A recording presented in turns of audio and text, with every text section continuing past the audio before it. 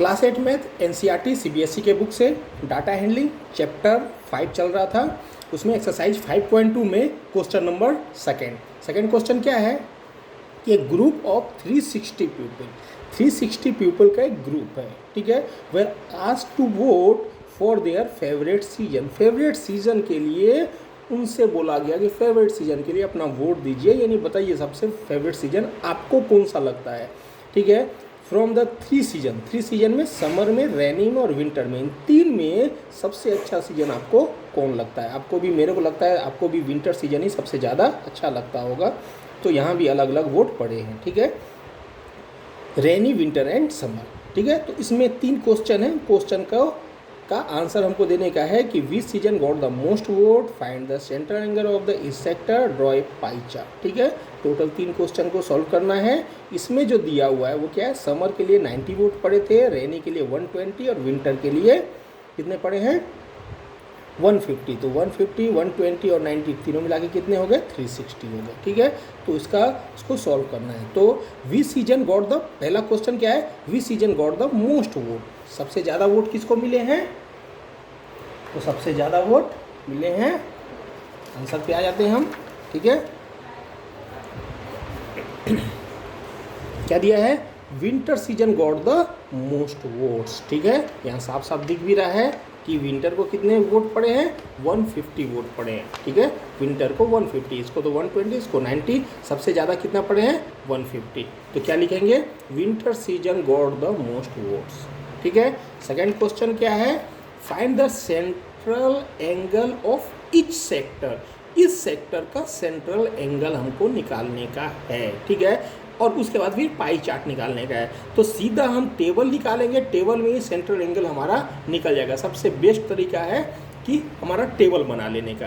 तो central angle of the sector हमको निकालने का था, क्या निकालने का था, find the central angle of इस सेक्टर, ठीक है, निकालने का था। तो सेंट्रल एंगल ऑफ सेक्टर क्या हो जाएगा, सबसे पहले हम सीजन लिख देते हैं। सीजन क्या है, समर है, रेनी है, विंटर है, ऐसा हम बनाते ही हैं टेबल जब भी बनाते हैं पाई चार्ट के लिए। नंबर ऑफ वोट्स कितने मिले हैं, तो समर को 90 मिले हैं, रेनी को मिले हैं 120 और 150, ठीक है। तो रेनी को मिले हैं 120 और विंटर को मिले हैं 150, ओके। ये 3 मिले हुए हैं। अब इसको मैं हटा देता हूँ और इसको बनाता हूँ, ठीक है, ठीक है। उसके बाद क्या है, फ्रैक्शन हमको निकालना है सबका, ठीक है। फ्रैक्शन कैसे निकालते हैं, टोटल कितने वोट थे, टोटल कितने पीपल थे। तो टोटल पीपल हमको मालूम है, चूँकि टोटल पीपल हमारे पास 360 थे, तो 90 को हम 360 से डिवाइड कर देते हैं, कितना होता है 1/4, ठीक है। वैसे ही 120 को हम 360 से डिवाइड कर देते हैं, ठीक है। उसके बाद क्या है, रेनी का कितना हो जाएगा 120/360, ओके। 0 से 0 कैंसल, 12 1 जा 12, 12 3 जा 36, कितना हो जाएगा वैल्यू 1/3। फ्रैक्शन हम सबका निकाल लेते हैं। विंटर में कितना है 150 है, तो 150/360, क्योंकि टोटल नंबर ऑफ पीपल जो थे वो 360 पीपल ने वोट किया था, टोटल वोट भी 360 पड़ेंगे। तो 0 से 0 कैंसिल हो गया, 3 5 जा 15, 3 1 जा 3, 3 2 जा 6, ठीक है। तो ये कितने हो जाएंगे 5/12 हो जाएगा, ठीक है। सेंट्रल एंगल फॉर सेंटर्स, जो हमको सेंट्रल एंगल निकालना था ऑफ द इस सेक्टर, तो सेक्टर्स का सेंट्रल एंगल क्या हो जाएगा, तो यहाँ 1/4 आया, तो 1/4 ऑफ 360 डिग्री, क्योंकि पाई चार्ट में क्या होता है कि पाई चार्ट में जो किसी भी एक पॉइंट का जो एंगल होता है वो 360 डिग्री होता है, इसीलिए सभी को 360 में से हम निकालते हैं। तो 1/4 ऑफ 360 90 डिग्री हो गया। वैसे 1/3 ऑफ 360 कितना हो जाएगा, 3 1 जा 3, 3 1 जा 3, 3 2 जा 6, यानी कितना हो जाएगा 120 डिग्री, ठीक है। वैसे ही 5/12 ऑफ 360 कितना हो जाएगा, 12 1 जा 12, 12 3 जा 36 और 0 हो जाएगा, यानी 150 डिग्री हो जाएगा, ठीक है। तो central angle for the centres, अपने को सभी का समर का सेंट्रल एंगल मिल गया, रेनी का सेक्टर्स का एंगल मिल गया और विंटर का भी एंगल हमको मिल गया। अब हमको क्वेश्चन नंबर, ये हमारा तीनों हो गया, क्वेश्चन नंबर सेकंड पूरा हो गया। अब क्वेश्चन नंबर थर्ड क्या है, draw a pie chart to show the information. ठीक है, पाई चार्ट बनाना है। कोई भी एक रेडियस का आप एक सर्कल ड्रॉ कर लीजिए। ठीक है, एक सर्कल आपने ड्रॉ कर लिया, उस सर्कल में जहाँ से आपने ड्रॉ किया उसका पॉइंट मार्किंग आप जरूर कर दीजिएगा। ठीक है, कहाँ से किया था, ये था।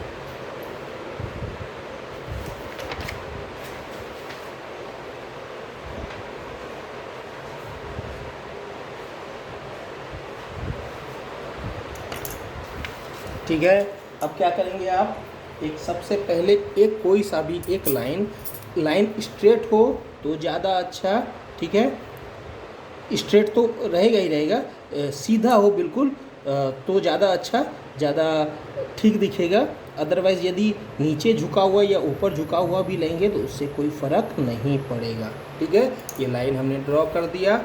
अब हमको क्या क्या इन्फॉर्मेशन देना है, समर के लिए 90 डिग्री है तो समर के लिए पहला 90 डिग्री आप प्रोटेक्टर की सहायता से समर के लिए 90 डिग्री बना लीजिए।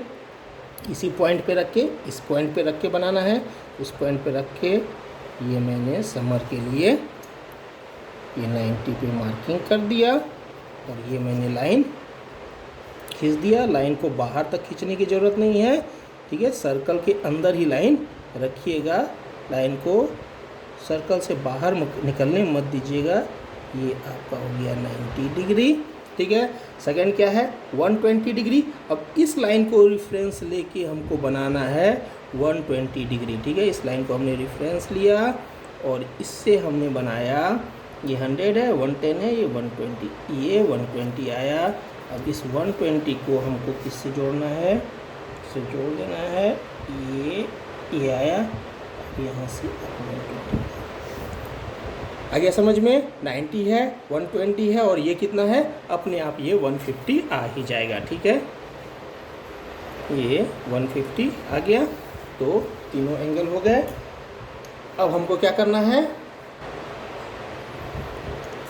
ठीक है, अब हमको क्या करना है, ये जो है लिखा हुआ इसको हम लिख देते हैं। क्या लिखेंगे, बाहर आप लिख दीजिए। ठीक है, समर कितना है 90 डिग्री। ठीक है, बाद में रेनी लिखिए, रेनी कितना है, रेनी 120 डिग्री। ठीक है, और ये क्या है विंटर। ठीक है, विंटर क्या है 150 डिग्री। ओके, ये आपका पाई चार्ट तैयार हो गया। पाई चार्ट में और कुछ भी करने की ज़रूरत नहीं है। ठीक है, ये तीनों का तीनों डिग्री यदि आप चाहे तो यहाँ पे आप दे सकते हैं। ये 90 है, ये 120 है, ठीक है, और ये 150 डिग्री है। ठीक है, कंप्लीट।